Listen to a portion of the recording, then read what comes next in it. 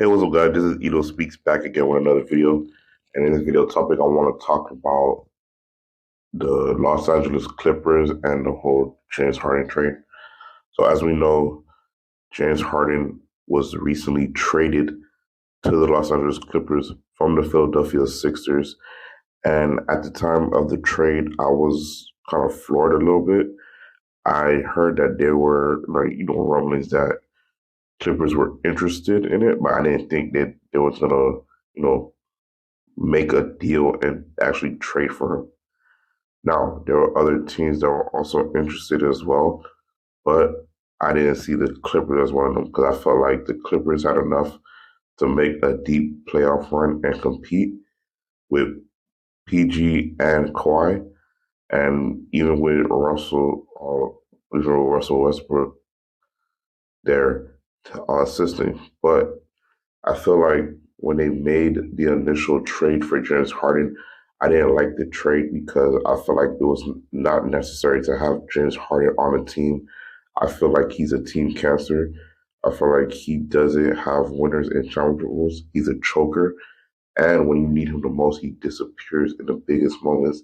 He had multiple playoff failures where he came out really, really small. And I feel like to have him on your team, the chance of you winning title is slim to none because of his choker intangibles. Now, don't get me wrong, he's still a good player. He's still a decent player. He can get you no buckets, but he's just right now a spectacle. He's not really a person that's going to carry your team to the promised land. He had one opportunity where he was close, and I think it was the 2018 or 19 finals when they had Chris Paul. That was the closest I could see that they got to possibly winning if Chris Paul was healthy. But Chris Paul got hurt, so we'll never know. And with the talent James Harden had around him, he should have been able to at least make it competitive to win, but he didn't. He failed, and here we are now. Now, as the time that I'm recording this video, James Harden and the Clippers has lost 7 straight games. 7.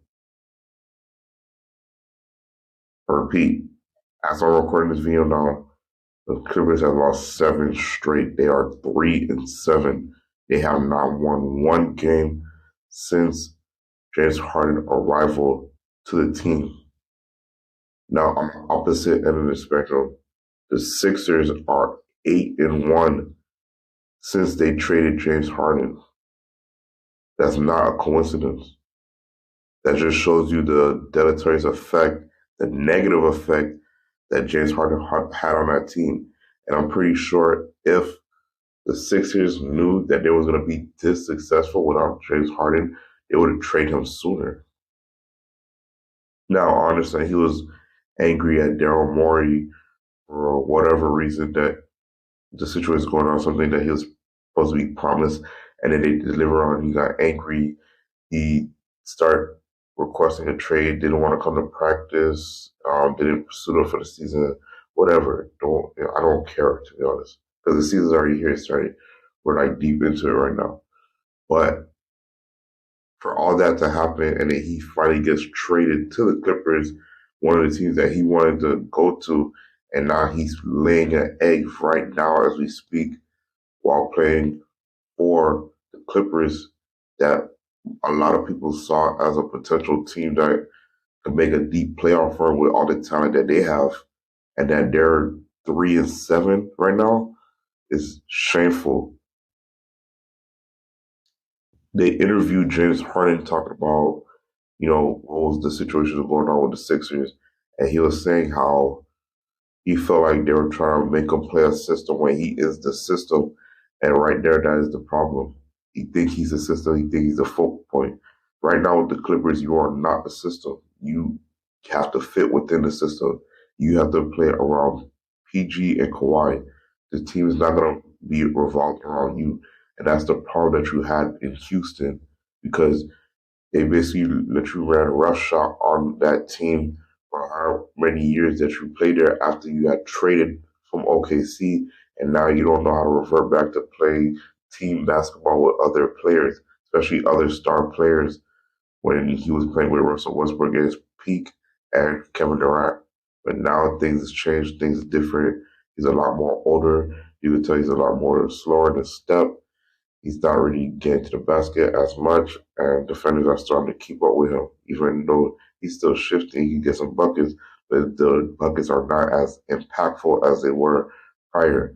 And again, it's Russell Westbrook, PG, Kawhi, and James Harden. That's four star players. There's only one ball, and I'm pretty sure all of them can't touch it. Now, granted, if I was the coach, if I was trying to make sure PG and Kawhi are touching the ball majority of the time, maybe let James Harden facilitate, Russ come off the bench, or you can make James come off the bench, vice versa, and see how that works. Mismatch to try something else. But again, and then the fact that they traded for James Harden and they got rid of some key defensive pieces to get James Harden, the defense has dropped. The defense has dropped tremendously since getting James Harden. That was another thing. They're struggling Wolves defensively. They can't guard nobody. Paul George and Kawhi Leonard are not the defensive stalwarts that they were back in the 2010s. They're getting older. So again, it's getting way more difficult for them since they traded for James Harden. If I were them, I will swallow my pride and try to see if I could trade James Harden on the low. I understand that they just traded for him, but this is clearly not working and it's only going to get worse. If they struggle to make the play in or miss the playoffs entirely, the criticism is going to rain down on James Harden because you're the focal point of all this chaos that's been going around. And granted, criticism is going to be on Kawhi Leonard because he's the best player on the team. Criticism is going to be on Paul George, well deserved. Criticism is going to be on Ty Lue because he's a good coach and he's supposed to make sure he put his best players in a position to succeed.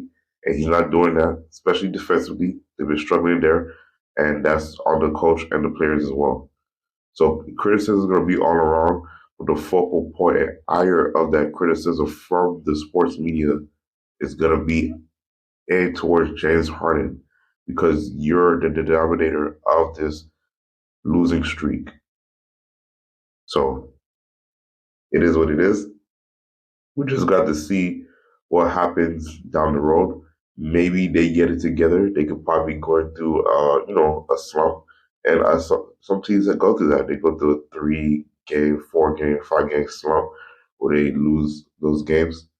But if this losing slump continues, then it's going to spell disaster for the season because they're 3-7 right now.